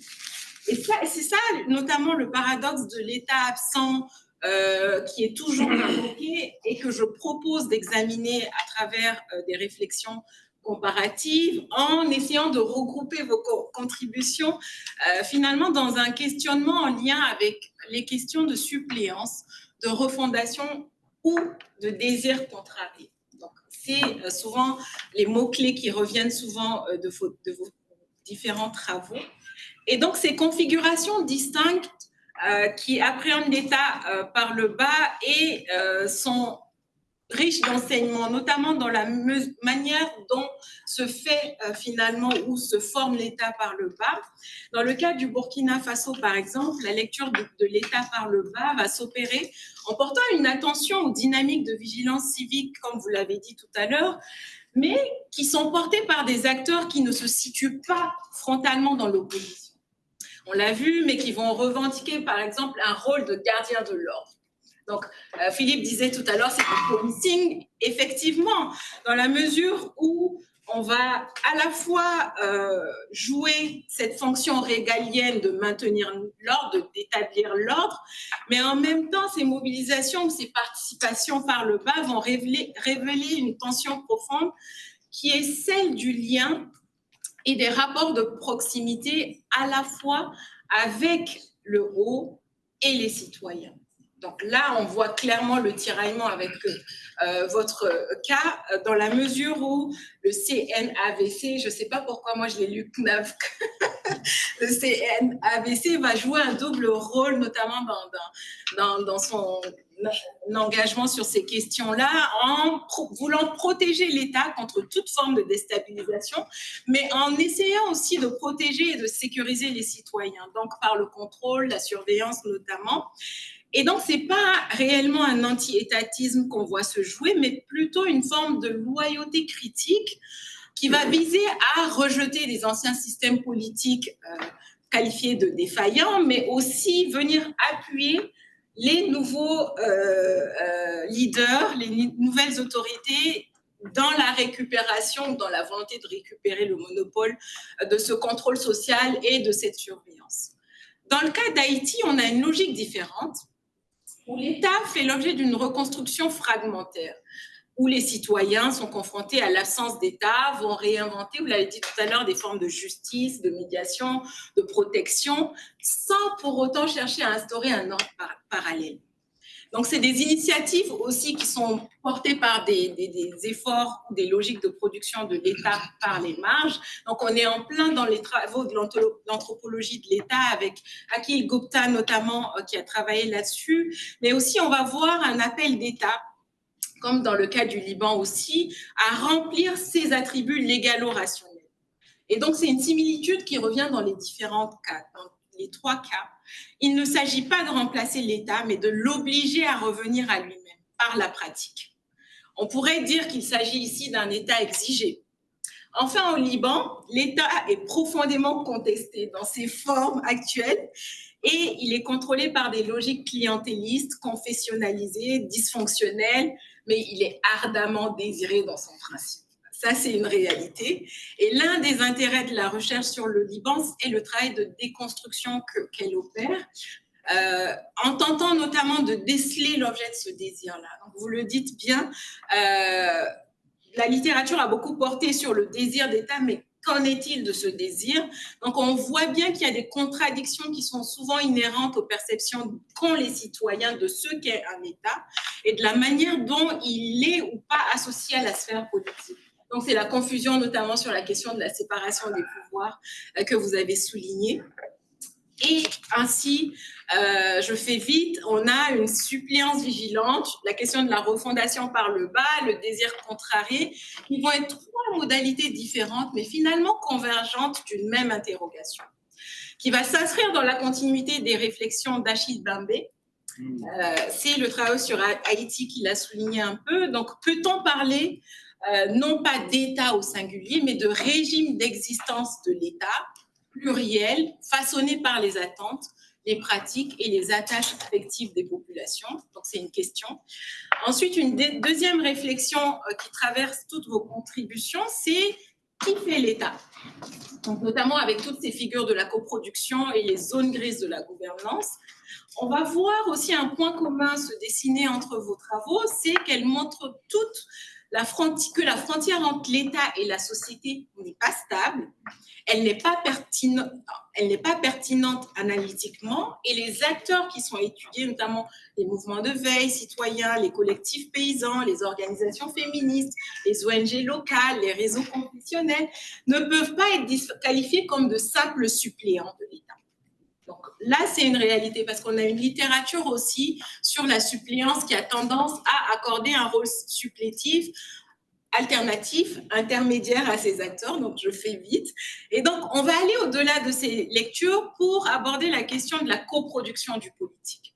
Mais selon des logiques qui ne sont pas très simples, qui sont souvent complexes et ambiguës, dans la mesure où on va voir un registre de l'autorité et de la protection, où des acteurs vont s'auto-désigner comme garants de la sécurité, avec le cas du Burkina par exemple, et vont utiliser les mêmes symboles, les mêmes rhétoriques, voire les mêmes dispositifs que l'État. Donc vous voyez cette proximité qui se joue, et dans d'autres cas, avec Haïti par exemple, on va avoir des acteurs et actrices qui investissent des espaces de justice, de médiation, en donnant lieu à une réappropriation citoyenne de l'action publique, à travers la réhabilitation de la justice, par exemple, tandis qu'au Liban, on voit à l'œuvre une critique morale de l'État, sans pour autant rejeter l'idée d'autorité. Et la question qui se pose alors, c'est jusqu'où ces acteurs prolongent-ils l'État? Et à partir de quand en deviennent-ils des concurrents? Comme dans le cas du Liban, par exemple, où les ONG et les associations sont souvent vues comme une menace ou une potentielle, un élément de concurrence. Et surtout, la question que je pose à tous et aux contributeurs aussi, c'est quelle grille d'analyse finalement permet de distinguer l'autonomisation des marges d'une simple externalisation des charges étatiques. Dans le document d'Haïti, par exemple, on voyait cette question de l'agentivité des villes vulnérables, entre guillemets.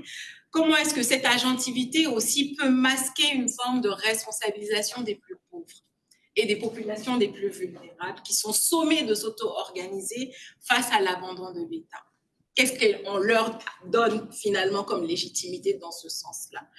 Et donc, les différents travaux nous interpellent. Je fais vite sur une précaution méthodologique qui est finalement de dire que toute dynamique locale n'est pas émancipatrice. Et toute suppléance n'équivaut pas à de la résistance. Et je conclus avec des questions, Stéphane. J'ai été beaucoup trop longue. Avec l'idée qu'on a finalement des contributions qui montrent une mise à l'épreuve de l'État par les citoyens et les couches populaires les plus vulnérables, dont les actions et les discours ne convergent pas vers une véritable rupture de l'État. Donc, elle montre que l'État n'est pas un bloc, il est une négociation permanente et rappelle que l'État n'est pas seulement une structure administrative, mais une relation, un rapport de confiance, parfois d'indignation, parfois de loyauté contrariée. Et trois questions à débattre collectivement. C'est premièrement, est-ce que la recherche sur l'État ne devrait-elle pas inverser le sens de la théorisation en partant des canons occidentaux, par exemple, pour générer des concepts et non se contenter de tester les cadres existants? Première question. Quelle distinction analytique est à faire entre les pratiques par le bas qui ouvrent réellement des possibles politiques de celles qui ne font que stabiliser une forme de désengagement institutionnel où les deux sont complémentaires ou se chevauchent? Donc, c'est vraiment une réflexion que j'ai aussi. Et comment est-ce qu'on intègre dans tout ça la dimension transnationale? Donc, les diasporas, la transnationalisation de l'action collective et militante dans cette réflexion sur l'État par le bas pour essayer de mesurer un peu la portée et l'ampleur des revendications citoyennes.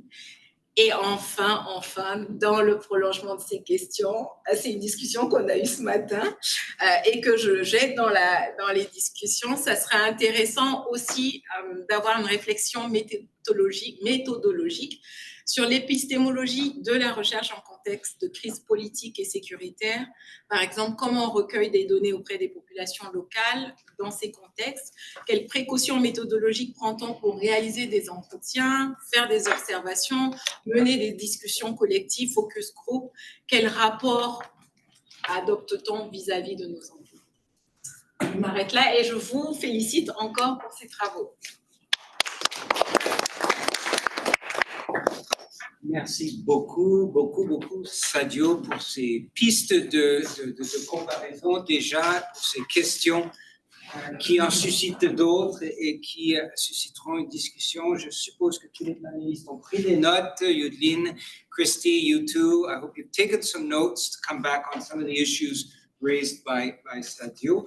Maintenant, on aimerait inviter les autres participantes qui soient avec nous ou en ligne. Je pense qu'il y en a très peu en ligne, à part les collègues à Beyrouth et à Gonaïve. Je ne vois pas d'autres, mais il y a... Oui? On a 18, je Oh, pense. 18, OK, bon. Alors, j'espère qu'on pourra voir leurs mains éventuellement, Noah.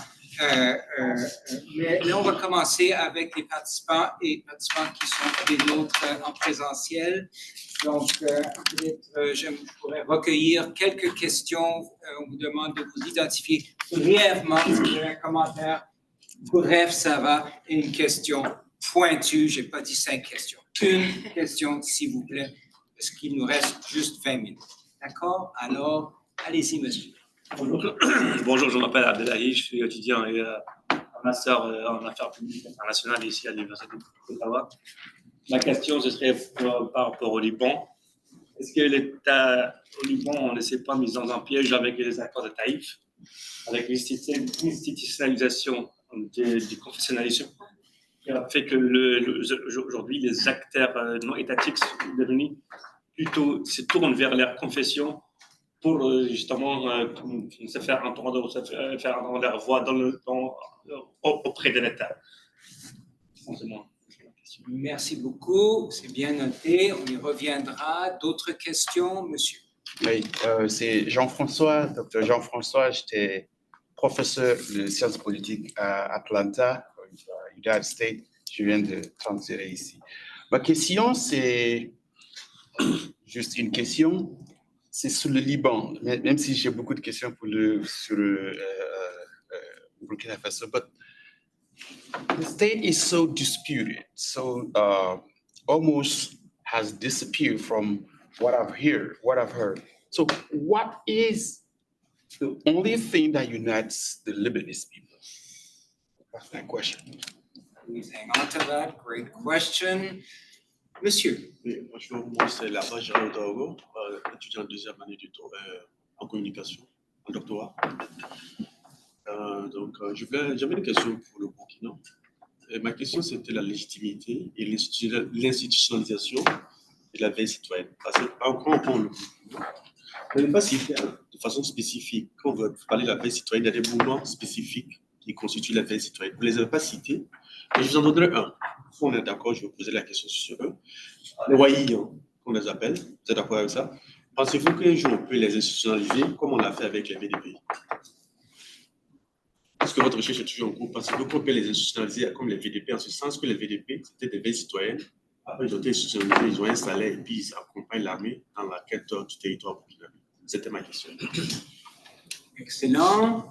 Dernière question pour répondre. Bonjour à tout le monde. Donc, moi, c'est Axel Fegueux, doctorant en développement international. Je suis ravi d'être là parce que j'étais justement, je participais au projet comme assistant de recherche pendant les premières années du projet.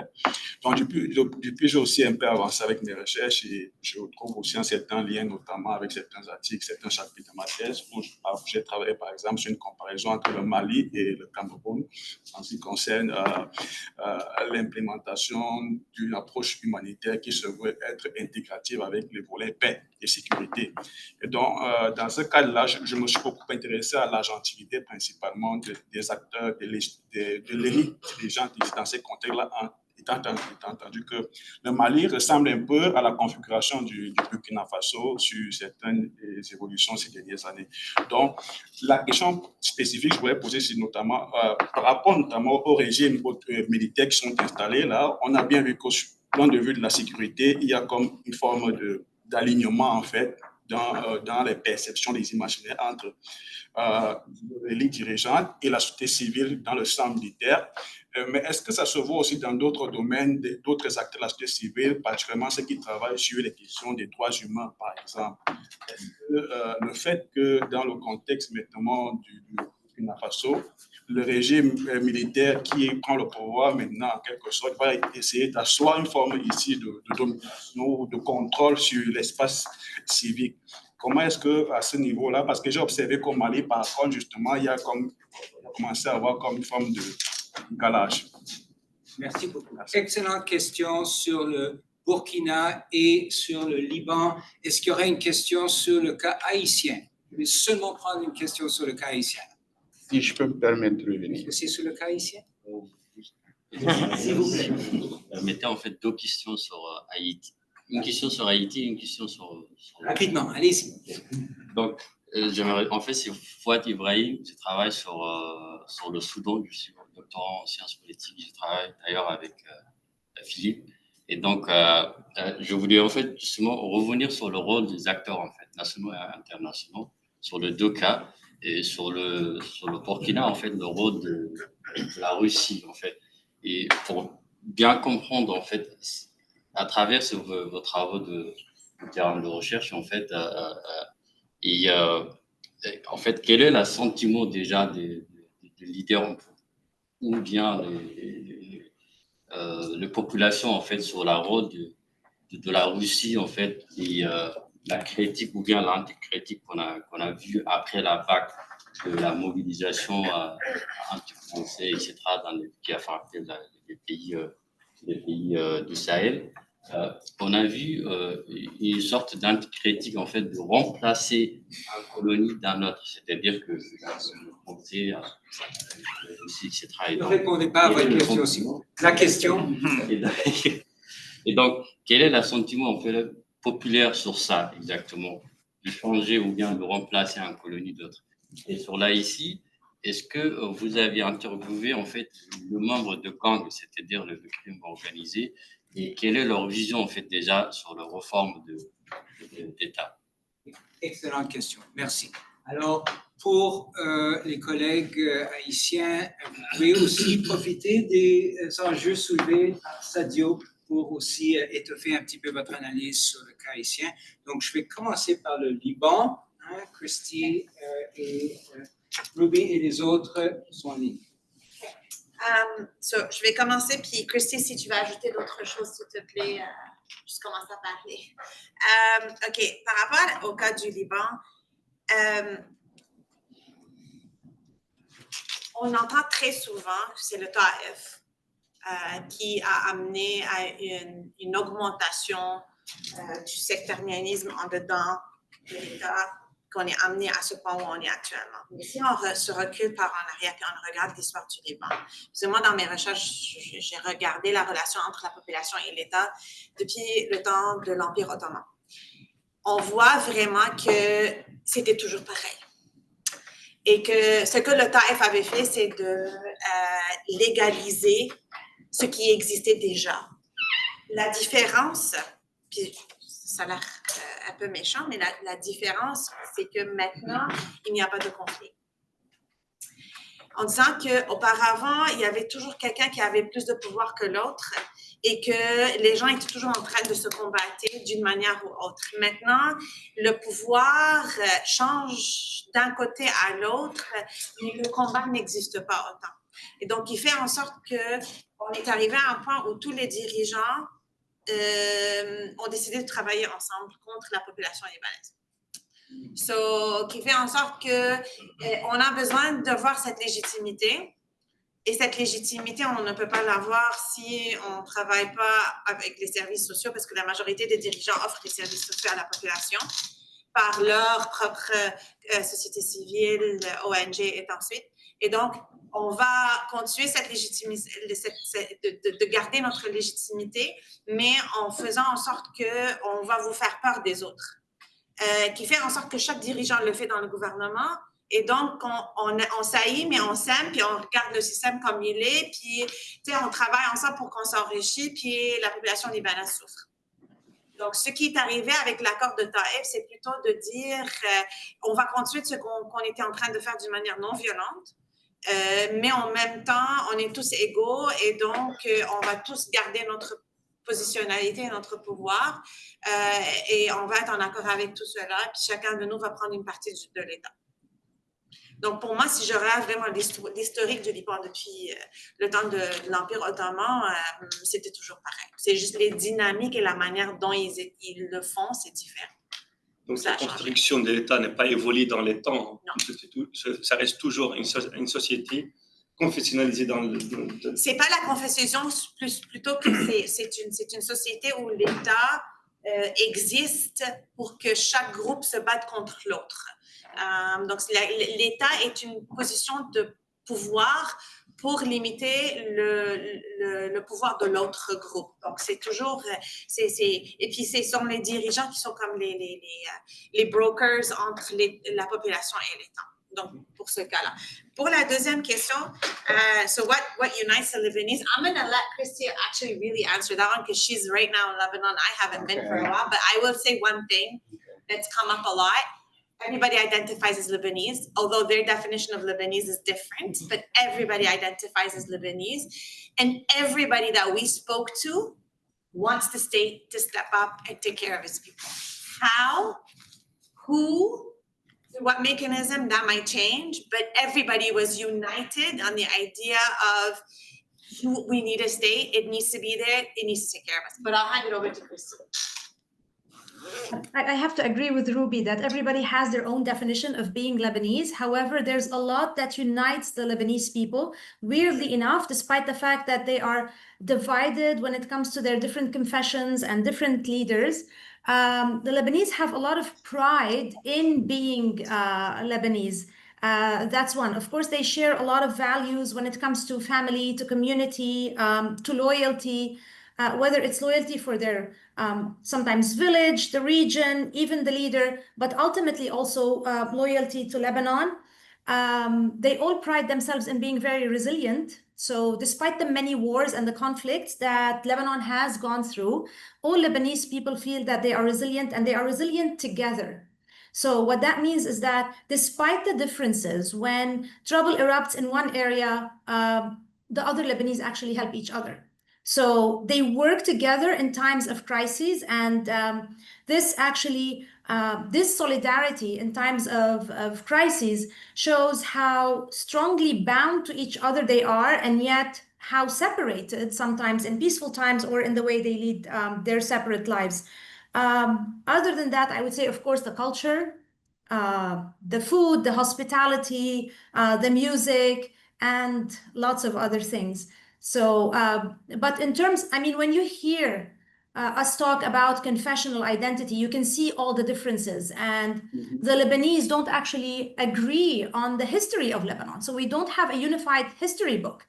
But when it comes to the everyday life, when it comes to helping each other, we are actually there for each other. So that's a bit, sorry, that might sound confusing, but it's what defines Lebanese and how they live together and how they are apart.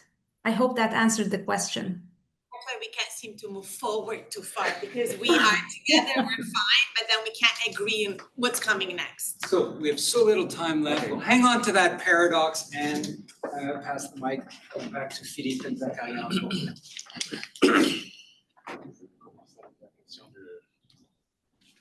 La Russie,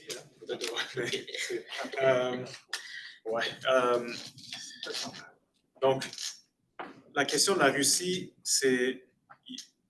Moi, ma perception de la chose, l'émergence de la veille citoyenne, plusieurs mouvements citoyens à travers le Sahel en ce moment, c'est qu'on est dans une rupture un peu avec le modèle étatique postcolonial, toujours. On est toujours dans cette période-là. Il y a on est un peu dans une période de décolonisation formelle, toujours avec le départ des troupes françaises. Et il y a aussi, je pense que ce qui va avec ça, c'est aussi un sentiment de... Il y a une attraction envers les mouvements, disons, je dirais, antilibéraux en général. Et la Russie, en ce moment, c'est un peu l'État antilibéral par excellence. C'est pas pour rien qu'on voit des drapeaux russes, même les drapeaux de la Corée du Nord dans certains ronds-points. C'est que c'est des États qui se positionnent contre l'Occident. Et dans une mouvance anti-occidentale, et aussi dans une redécouverte des modèles, disons, des modèles africains aussi de gouvernance. Ça je pense que c'est un procédé. C'est plus difficile que le rejet surtout de la France, mais ça arrive aussi. Au niveau de l'espace public, je dirais que c'est plus difficile aujourd'hui d'être journaliste au Burkina que ce l'était il y a 5 ans ou 10 ans. Mais ce n'était pas facile non plus il y a 10 ans. Donc, il y a aussi disons, un changement d'atmosphère politique en ce qui concerne l'unité nationale. Donc, je pense qu'il y a peut-être probablement moins de tolérance envers les contre-discours qui vont à l'encontre de ce que voudrait non seulement l'État, mais ce qui serait certaines majorités au sein de la société, dépendant de la thématique, hein, surtout si on parle de la thématique sécuritaire. Donc, quand on voit la fermeture de l'espace public, c'est surtout autour des enjeux de sécurité et même au niveau du discours par rapport au groupes armés et ce que devrait faire l'État par rapport au groupes armés.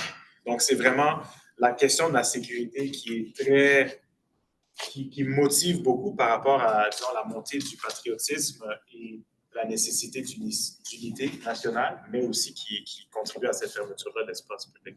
Mais je vais laisser Zachary répondre à la question par rapport à l'institutionnalisation de la veille citoyenne, qui va être la question la plus importante. Okay. Peut-être que je vais commencer aussi un peu sur la Russie, parce qu'avec la Russie, l'avantage que la Russie a dans le Sahel, c'est le fait de ne pas avoir un passif colonial avec ces pays. Avec ces pays. Avec ces pays. Et l'autre chose aussi, c'est que du point de vue des représentations des populations, on a l'impression que la Russie reste un grand pays disposant de beaucoup d'armements et qui compte moins sur des conditionnalités pour livrer des armes aux autres pays. Donc ça, c'est un avantage qui permet donc aux populations de pouvoir s'ouvrir et de demander à ce qu'il y ait de la collaboration avec la Russie. Et je regardais un truc au Burkina où quelqu'un disait, il dit, avec la Russie, on est parti dans un partenariat gagnant-gagnant, alors que la France était venue s'incruster pour nos ressources. Donc tout ça justifie un peu aussi l'idée qu'on a sur la Russie et les possibilités de collaboration avec elle.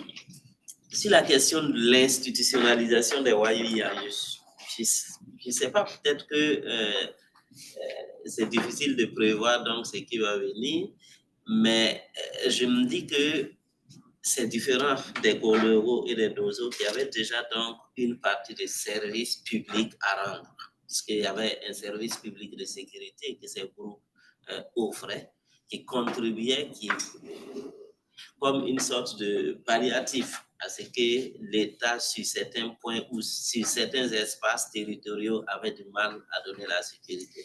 Donc, c'était beaucoup plus facile à institutionnaliser. Alors que de l'autre côté, on a beaucoup plus d'acteurs qui se positionnent pour le pouvoir, qui demandent à ce que le pouvoir ne soit pas déstabilisé parce que le pouvoir est porteur de réformes, surtout des réformes qui permettront de libérer donc le pays entier des relations donc coloniales qui ont existé, mais pas véritablement un groupe qui fait dans la délivrance des services publics.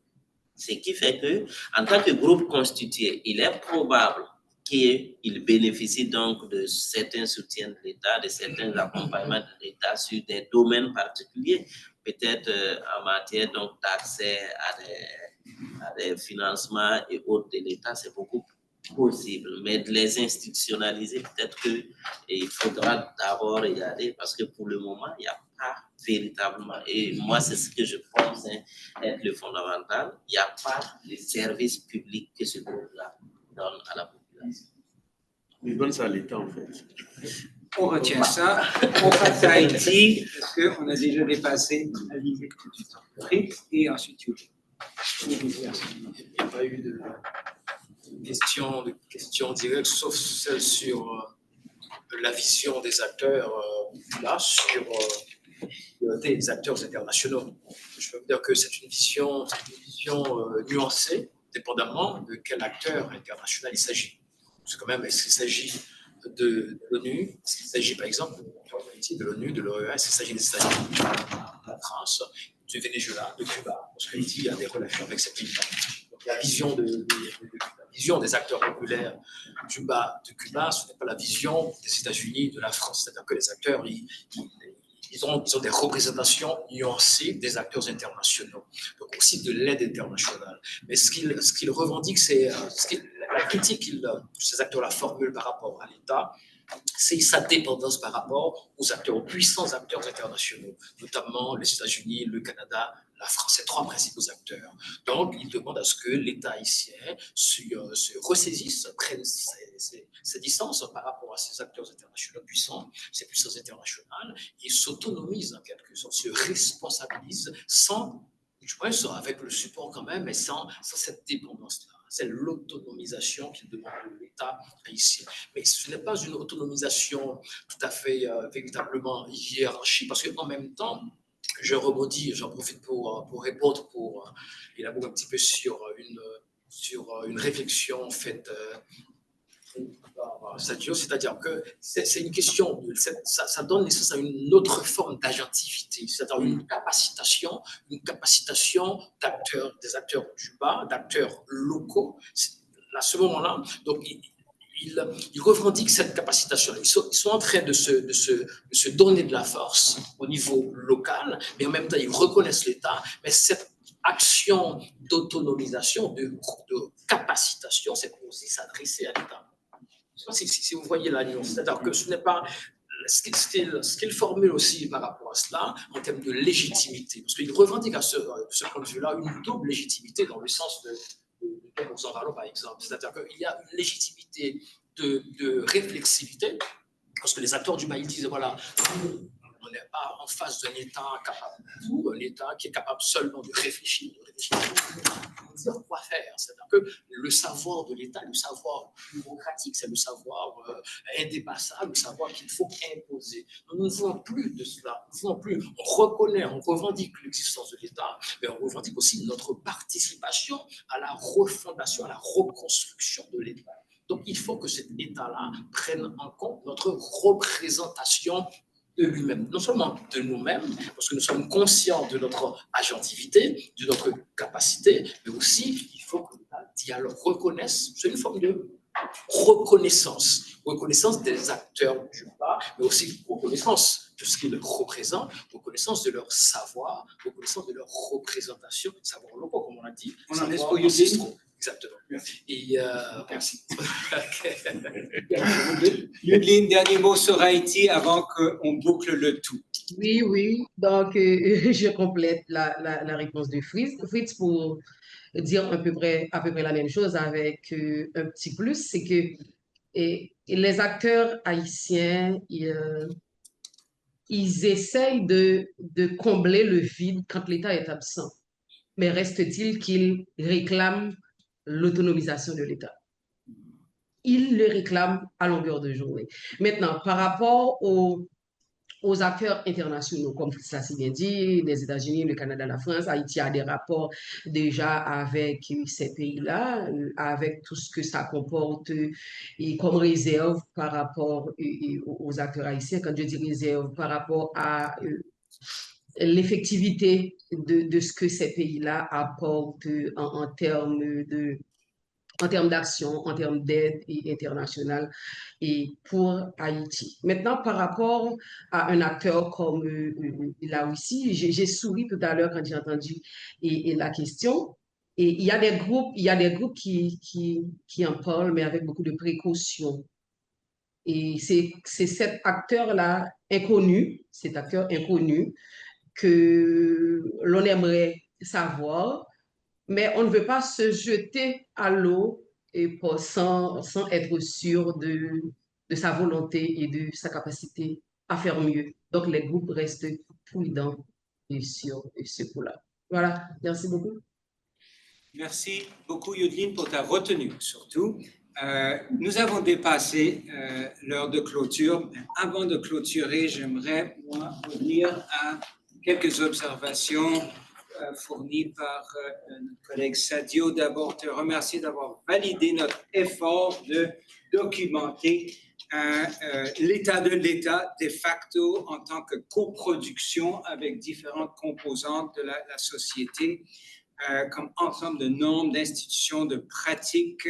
Merci d'avoir soulevé une série d'enjeux très d'importance à la fois intellectuelle et stratégique, la question de la suppléance versus le remplacement, les tensions en tout cas avec l'État institutionnalisé, la question justement de son hybridité, la coproduction, les frontières instables entre l'État et la société, et différents groupes d'en bas et autre part, cette belle expression des désirs contrariés qui revient, oui, dans chaque étude de cas, je pense. Merci de l'avoir mis, en fait, exposé de façon si poétique et si provocatrice en même temps. Et finalement, merci d'avoir soulevé des questions d'ordre plutôt métathéorique. Donc, quelle grille d'analyse? Est-ce qu'il y a une grille ou quelle grille au pluriel d'analyse nous permettrait de cerner ces enjeux, à la fois leur particularité dans les cas, mais aussi leur transversalité? Et finalement, au niveau épistémologique et méthodologique, qu'en a-t-on appris par rapport aux possibilités, mais aussi aux difficultés vraiment d'étudier des populations par le bas de façon respectueuse de leur voix, leur autonomie, etc. Nous aurons un atelier avec les auteurs et les autrices après le lunch. Donc, on reviendra, je suis sûr, et je l'espère, à toutes ces questions-là.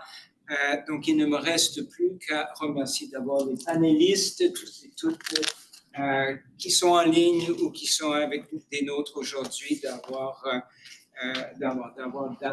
fait tout ce travail et d'en avoir donné un aperçu, des aperçus très fascinants, interpellants aujourd'hui. Merci à vous tous et toutes d'être des nôtres, d'avoir soulevé des questions et proposé peut-être d'autres lectures sur certains points. Et finalement, merci au CEPI qui a organisé ça. Merci à la Faculté des sciences sociales qui a aussi fourni une bonne partie des fonds qui ont permis cette recherche de terrain, entre autres. Mais vraiment, merci à Noah, à Callum, à René, à Gervais, à toute l'équipe du CEPI qui, sans lesquels nous ne pourrions jamais organiser un événement qui peut-être semble très petit, mais est une complexité technique et autres que vous apprécierez tous et toutes. Donc, merci à tous.